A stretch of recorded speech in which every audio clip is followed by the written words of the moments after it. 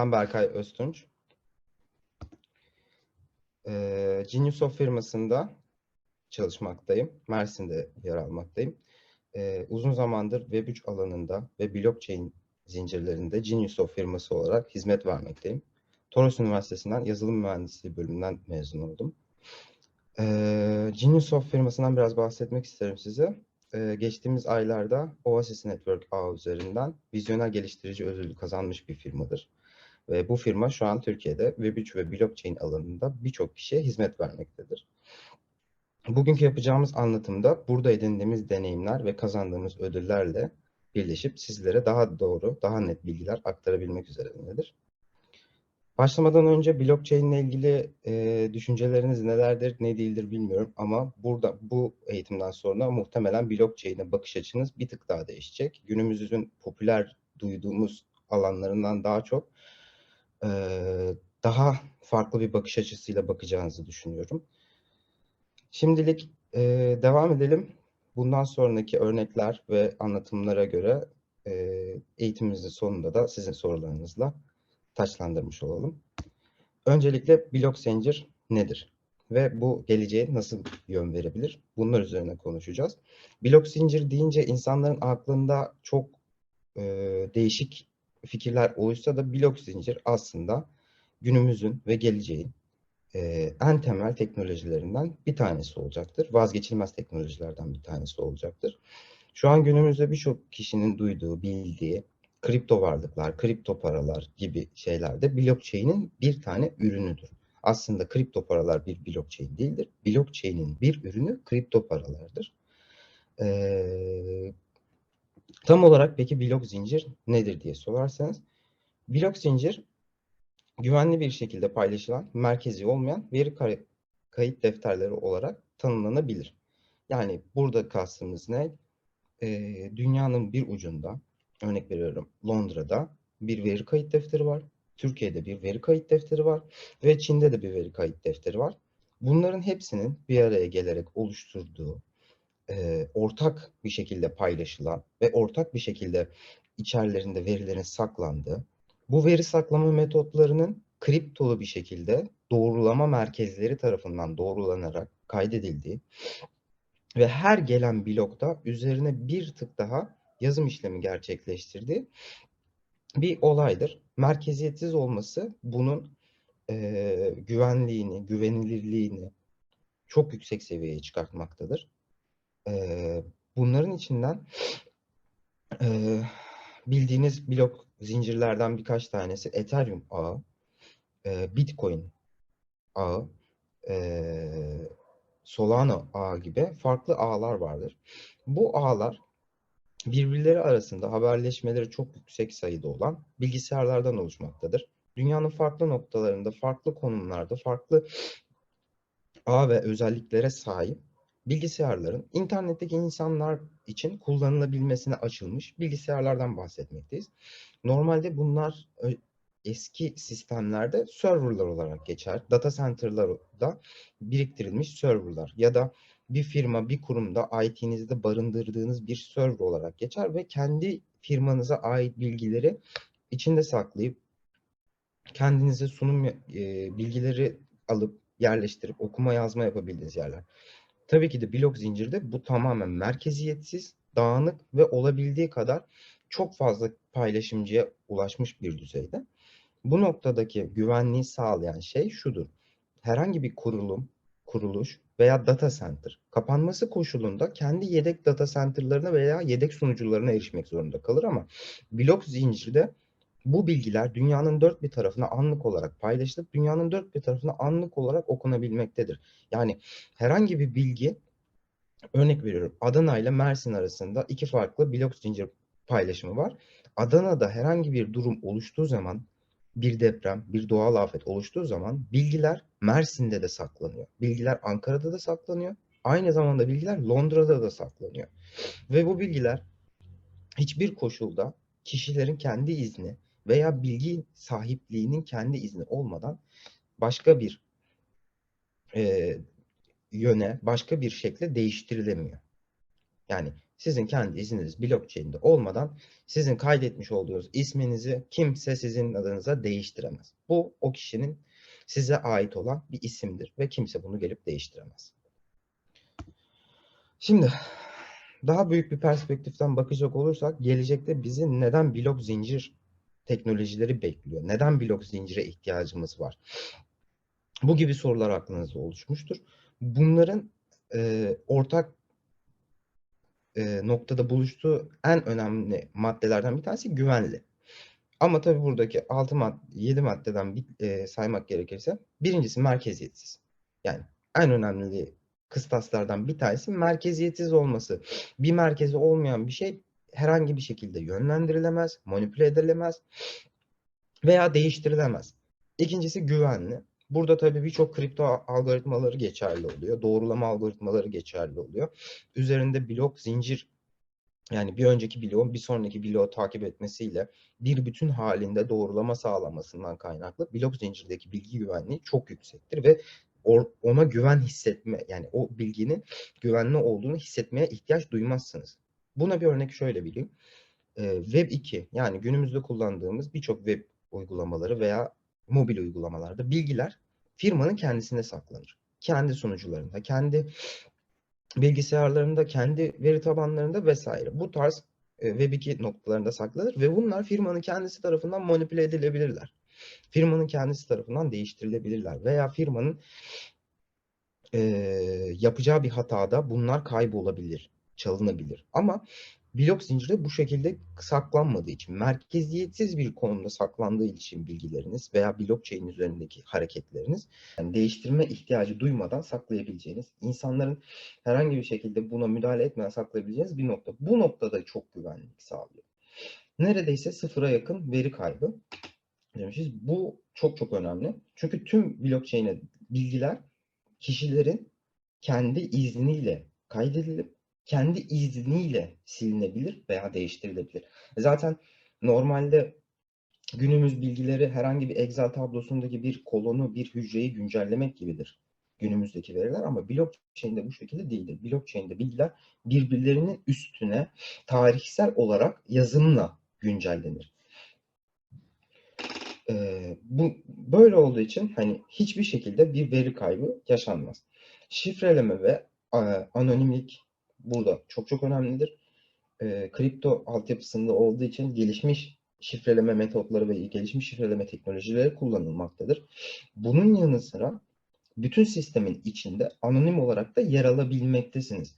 Bu çoğu insan için önemli olmasa da ilerleyen zamanlarda belli başlı bilgilerin anonim olması veya belli başlı işlemlerin, belli başlı kayıtların anonim olması çok büyük bir özgürlük alanı sağlamaktadır. Günümüzde birçok şeye oturum açmanız, e-mail adresinizi vermeniz, TC kimlik numaranızı vermeniz gibi şeyler gerekse de blok zincirde buna ihtiyacınız yok. Blok zincirde sadece sizin bir cüzdanınız ve bir cüzdan kimliğiniz olması gerekiyor. Bu cüzdan kimliğini herhangi bir fiziksel insana bağlaştırmanıza gerek yok. Bu noktada cüzdan kimliği kime aitse veya kimin kullanımına aitse o kişi onun cüzdana ait bilgileri blok zincirde işlemeye hakkına sahip oluyor. Burada en son teknoloji olarak maddelendirmişiz. Halihazırda daha başlangıç seviyede, daha yeni gelişmekte olan bir teknolojiden bahsediyoruz. Tabii ki de teorisi, mantığı çok temelde yerleşmiş ama üzerine inşa edilecek çok büyük bir teknolojiden bahsediyoruz. Özellikle bu yukarıda saydığım 4 maddenin de getirmiş olduğu etkilerle yapılacak yeni uygulamalar, yeni gelişimler, teknoloji alanında atılacak yeni adımları bu blok zincir teknolojisinde kullanmak çok çok verimli oluyor. Bu yüzden son teknoloji, yani yakın bir zamanda çıktığı için. Tabii ki de kriptoloji ve kriptografi çok eski bir teknolojiye dayansa da blok zincir teknolojisinin günümüzde kullanılması ve aktif şekilde hayatın içine yerleşmeye başlaması bunu en son teknoloji haline getirmiş oluyor. Bakım kolaylığı, birçok sistem, data center, serverlar, bunların hepsinin çok büyük bir maliyeti var. Aynı zamanda diğer madde de düşük sürdürülebilirlik maliyeti de bununla aynı çerçevede değerlendirebilirsiniz. Kendi uygulamanızı bir sunucuda, bir platformda veya bir yerde yayınlamak için ciddi maliyetler ödemeniz gerekiyor. Herhangi bir web sitesi, herhangi bir mobil uygulama gibi yazılımların sunum yapılması, yani dünyayla paylaşılması, dünyadaki diğer kullanıcılarla paylaşılmasının belirli bir maliyeti var. Bu noktada blok zincirin maliyetleri tamamen katılımcılara ve blok zincir kullanım oranına paylaştırılmış durumda. Bununla ilgili çok fazla örnek ve çok fazla kullanım datası dünyanın birçok farklı ağında mevcut. Tabii ki de genel olarak şöyle bir algı da oluşturulmakta. İşte blok zincir işte çok yüksek elektrik maliyetlerine sebep oluyor vesaire gibi bir şey dense de aslında bu tam tersi. Çok düşük elektrik maliyetlerine, çok düşük bakım maliyetlerine yer vermektedir. Bundan sonra devam etmemiz gereken konu merkeziyetsiz. Yani merkeziyetsiz olmayan blok zincirler neden lazım? Yani gelecekte önemi ne olacak?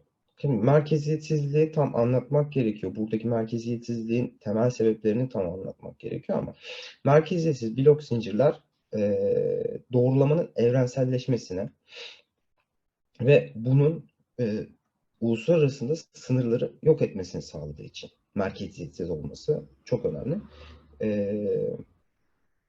Şöyle bir örnek vereyim. Şu an dünyada ülkeler var ve ülkelerin sınırları ve birbirleri arasında anlaşmalar var. Bu anlaşmalar kaidesinde her ülke kendi sınırları içerisinde kendi kurallarına göre hareket etmekte. Ama günümüzde her geçen gün sınırların birazcık daha flulaştığı, bazı noktalarda da birazcık daha kalınlaştığı bir dönemde yaşıyoruz.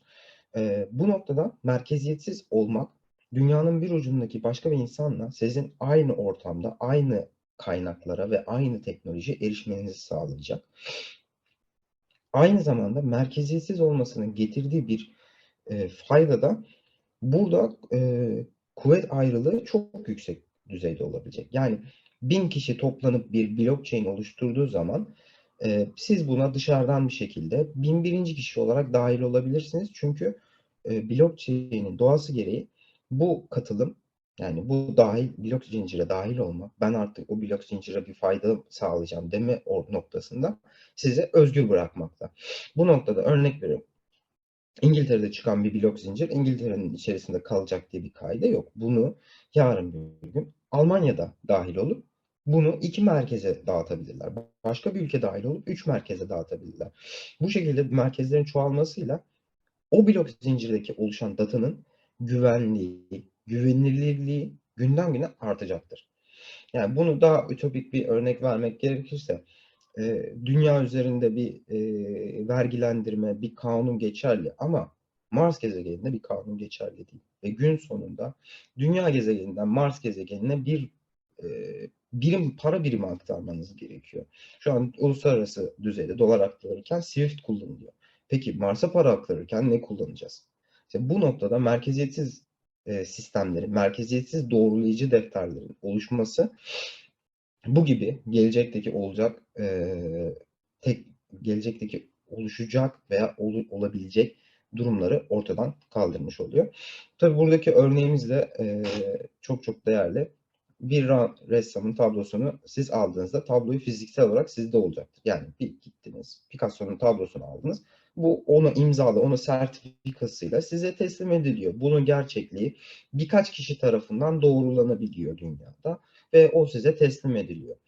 Fakat bunu dijital bir varlıkta yapamazsınız. Yani dijital varlığın doğruluğunu birkaç tane kişi size evet bu dijital varlık kesinlikle kopyalanmamıştır diyemez. Yani diyebilse bile geçerli değildir. Hani birkaç kişi demiştir. O birkaç kişinin dediği geçerlilik çok fazla sayılabilir bir geçerlilik değildir. Dijital olmasından dolayı herhangi bir zarar görebilir dijital ortamda vesaire gibi birçok şey var ve dijital ortamda biliyorsunuz yani fiziksel ortamda bir şeyleri kaybetmek, yok etmek birazcık daha uzun sürse de dijital ortamda bu saniyeleri alabiliyor.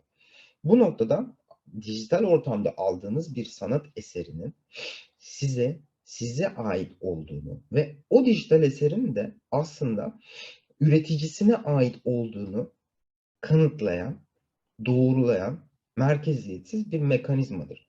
Bir ressam ya da bir fotoğrafçı kendi fotoğraf makinesiyle çektiği bir fotoğrafı blok zincir üzerinden NFT olarak yükledikten sonra isterse kendi kimliğiyle yükler, isterse yüklemeyebilir. Kendi kimliğiyle yükledikten sonra o fotoğraf artık yüklenen ilk kişi tarafından merkeziyetsiz olan blok zincirde bilinmekte.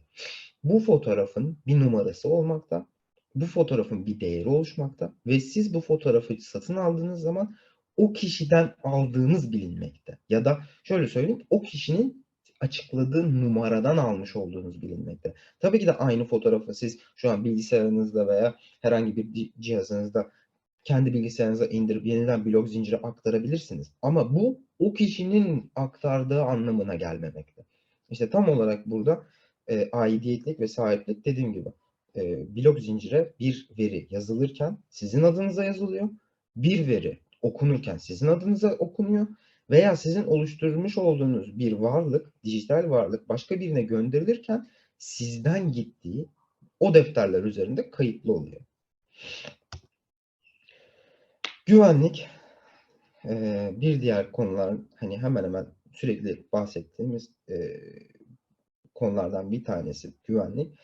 Blok zincir teknolojisindeki güvenlik altyapısını şu şekilde genişleterek anlatabilirim.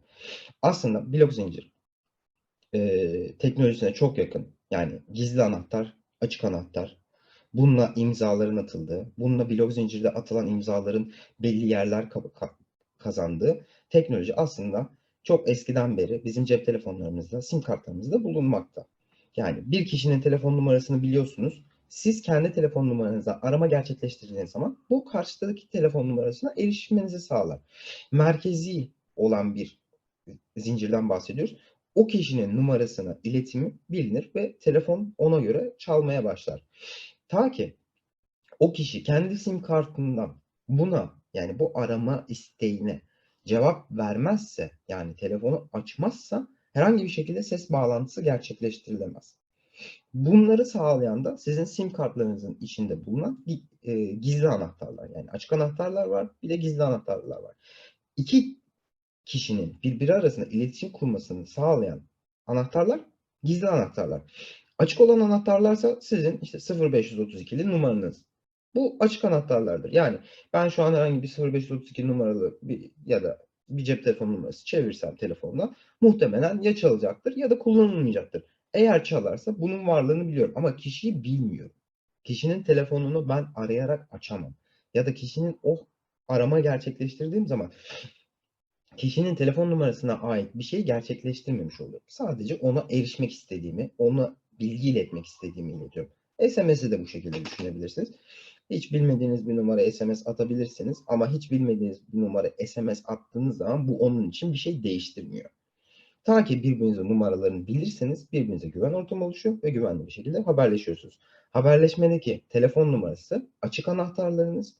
Telefon numarasının yani size sim kartı verildiği zaman aslında orada gizli anahtarınız da yazar. Gizli anahtarınızla aradaki iletişimin güvenliğini kuran köprüdür. Güvenlikten hani güvenlik sunumumuzda birçok noktada işleyeceğiz. Genellikle de blockchain denince aklına gelen en önemli özelliklerden bir tanesi güvenlik. Nasıl? Neden güvenli? Az önce de buna değindim. Blockchain kendi isminden de yani blok zincir kendi isminden de geldiği üzere bloklar üzerinde. Yani bloklardan kastımız ne? Bir dizi bilgi bir blok dediğimiz şekilde yazılıyor. Bunun belli bir uzunluğu var, belli bir kuralları var, belli bir şeması var ve bu blok daha sonra kaydediliyor. Bu dediğimiz işlemde 20 saniye, 10 saniye, bazı yerlerde daha mikrosaniyelere kadar düşebiliyor bazı ağlarda. Bunun içine yazılan bilgi kaydediliyor. Bu bilgi kaydedildikten sonra bir sonraki blok geliyor. Burada da anlatmak istediğimiz şey şu. Blockchain'de bir bilgiyi kaydettiğiniz zaman bunu silemezsiniz. Sadece değiştirebilirsiniz veya bir sonraki gelen blokta bunu etkisini gösterebilirsiniz. Örnek veriyorum. Genesis blok dediğimiz bir blok vardır. Her blockchain'in başlangıç bloğu sıfırdır. Sıfırıncı bloktan başlar. Birinci blok geldiği zaman bilgiler gelmeye başlar. Birinci blokta benim adım Berkay şeklinde yazıyor. Ve bu artık kaydedildi blockchain'e. 23 saniye geçti ve bu işlem tamamlandı. İkinci blokta ben adımı Berkay değil Ali yaptım.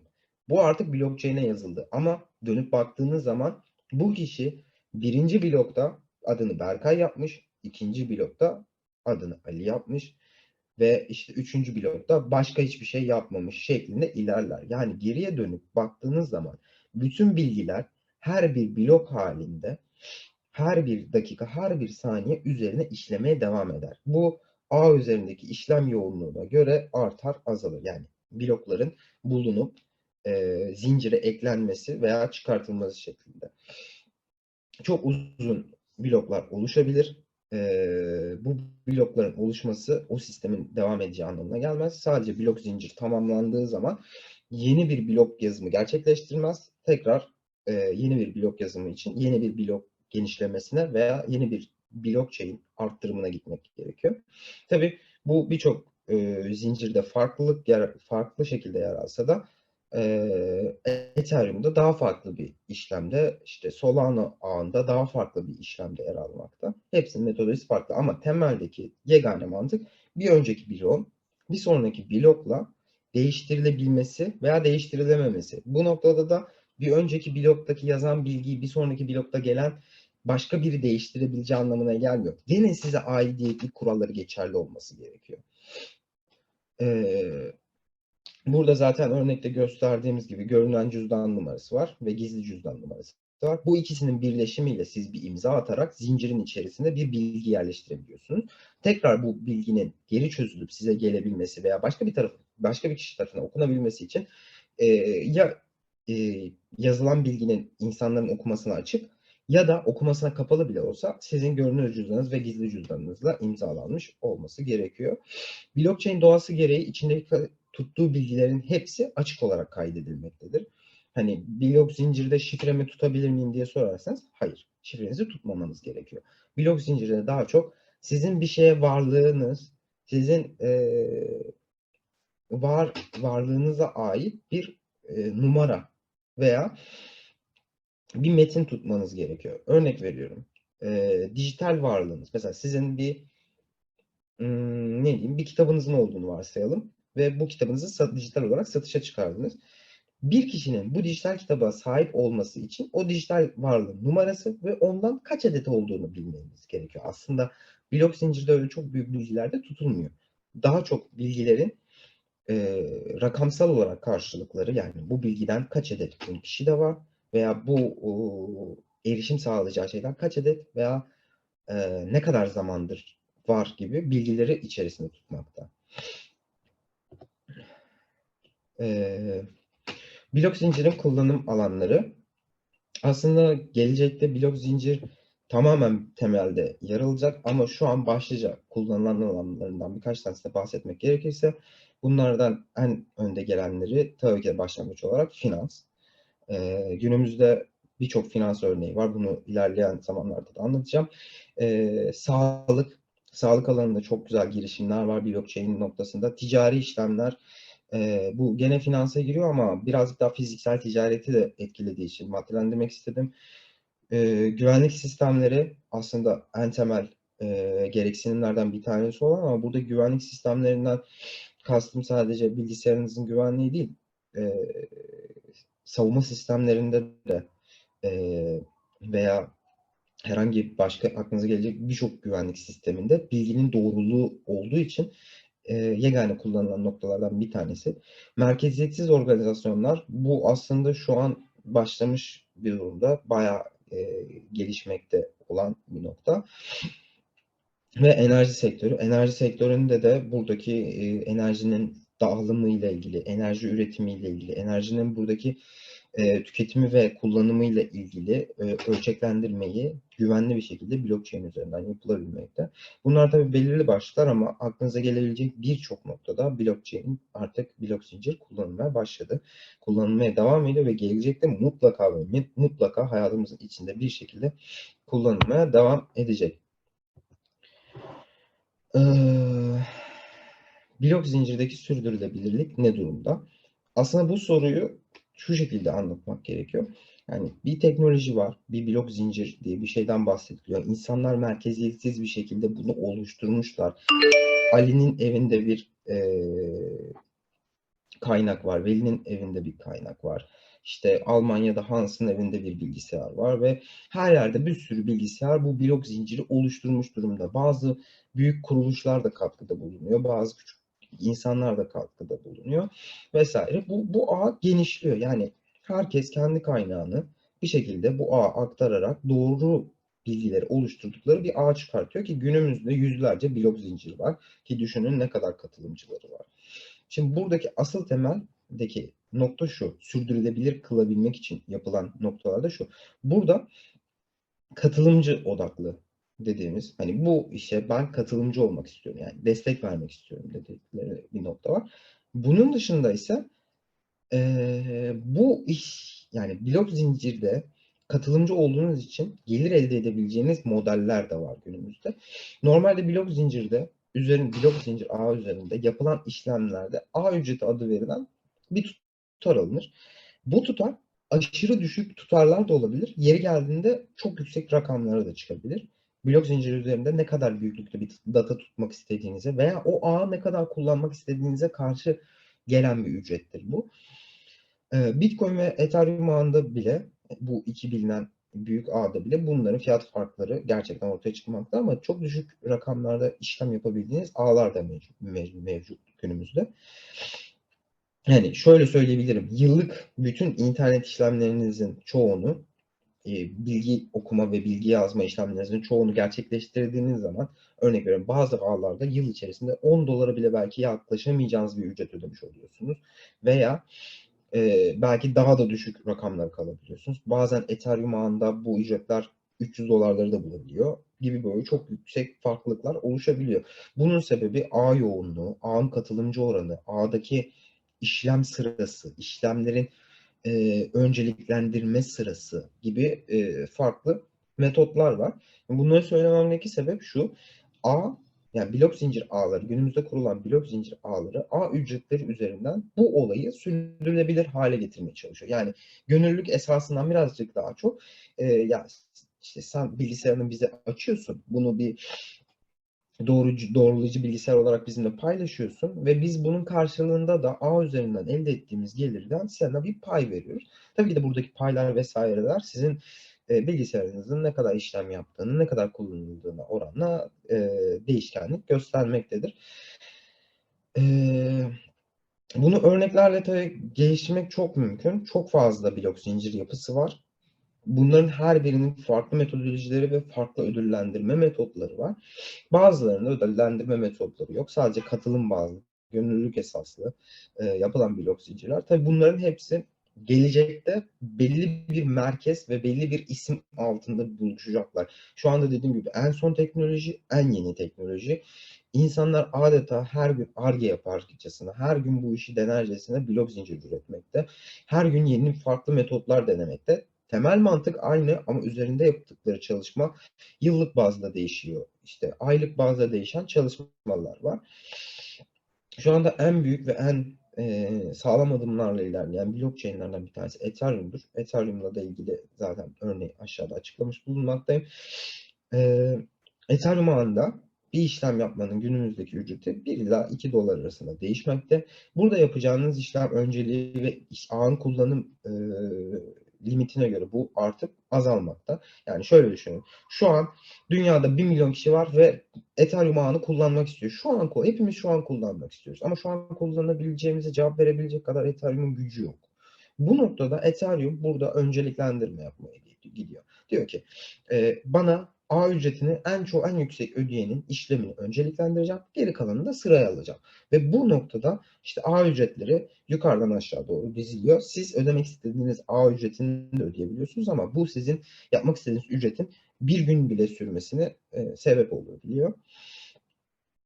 Ağ ücretleri blok zincirin aslında sürdürülebilir noktasında. Tabii bunun dışında alınan yatırımlar, desteklenen fonlar, kurulan şirketler, üzerlerindeki yapılmış işlemler de ağın sürdürülebilirliğini günden güne ilerletmekte. Burada zaten 3 ana unsurdan bahsettim. Az önce de söylediğim gibi hemen hemen her hafta, her gün, her ay yeni bir blockchain çıkıyor. Yani yeni bir herkes bir blok, bir kuruluş, bir ülke, bir üniversite bir araya geliyor ve bir blockchain çıkartıyor. Bu blockchain'lerin sürdürülebilmesi için 3 tane ana koşul var. Bu koşullardan en önemlilerinden bir tanesi kazanç. Yani insanlar ya da bu merkeziyetsiz yapıya herhangi bir şekilde insanlar kendi paralarını harcamayacaklar. Tabii ki de buradan bir kazanç elde ettikleri için bu merkezi yapıyı açık tutacaklar.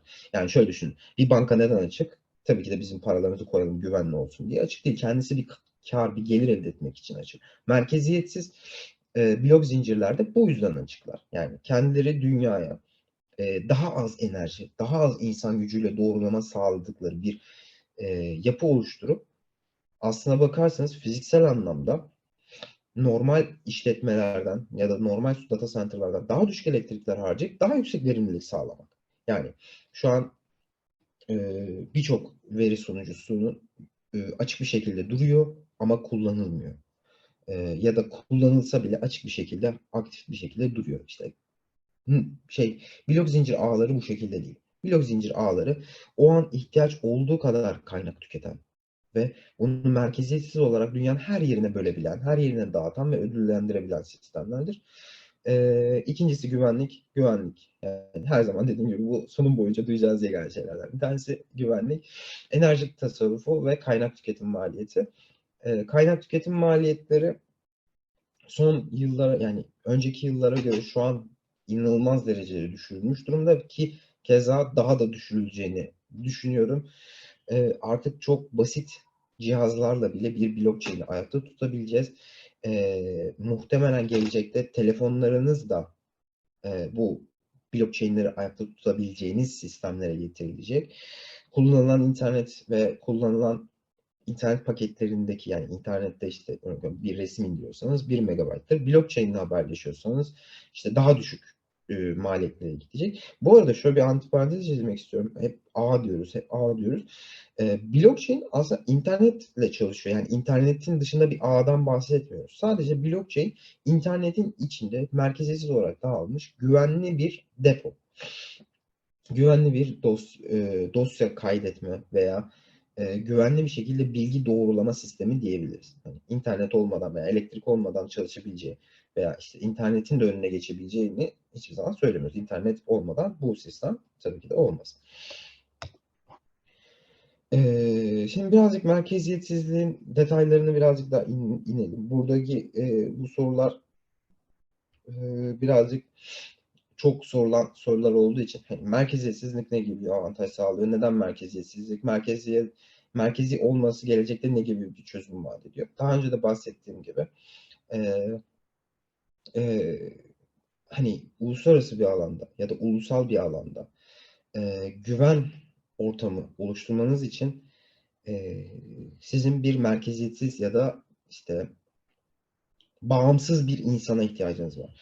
Yani şöyle düşünün. 2 kişi arasında ticaret gerçekleştirecek. Ben kalktım size 100 lira verdim. Siz diyorsunuz ki bana hayır 100 lira vermediniz.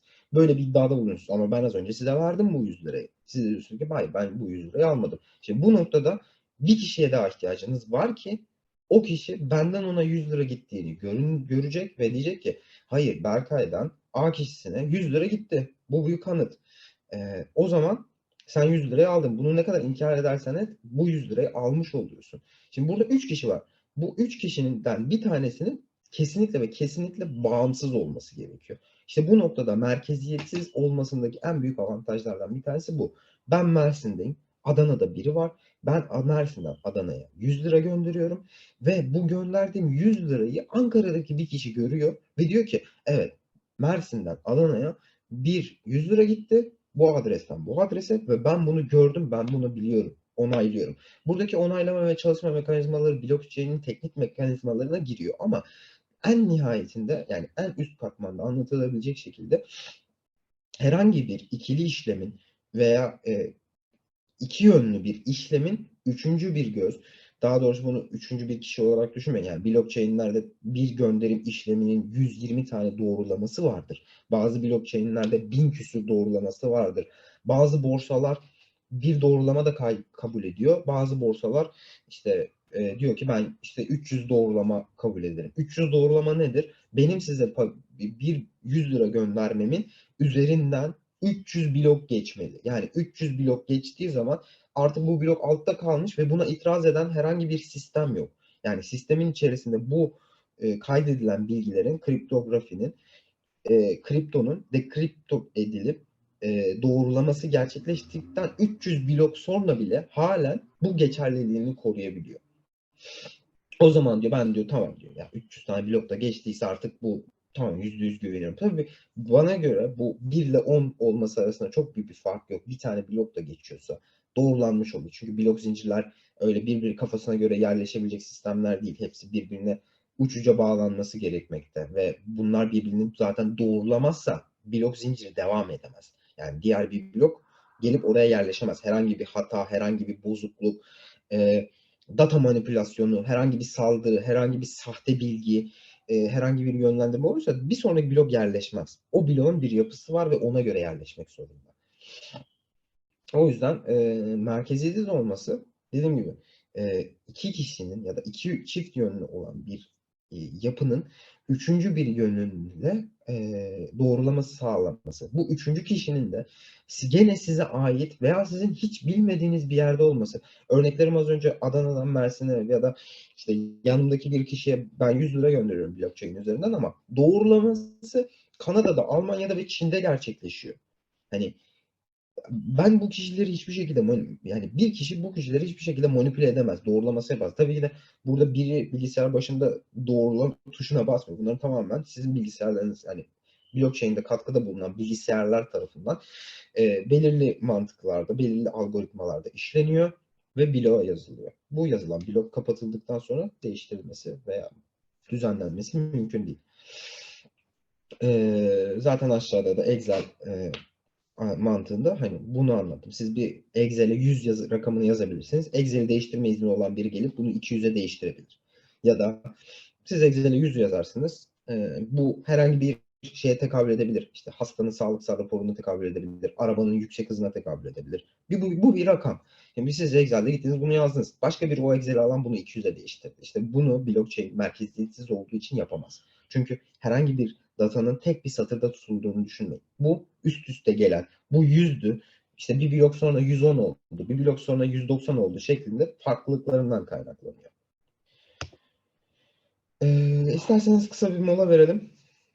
Bundan sonra da daha geniş örneklerle devam edelim.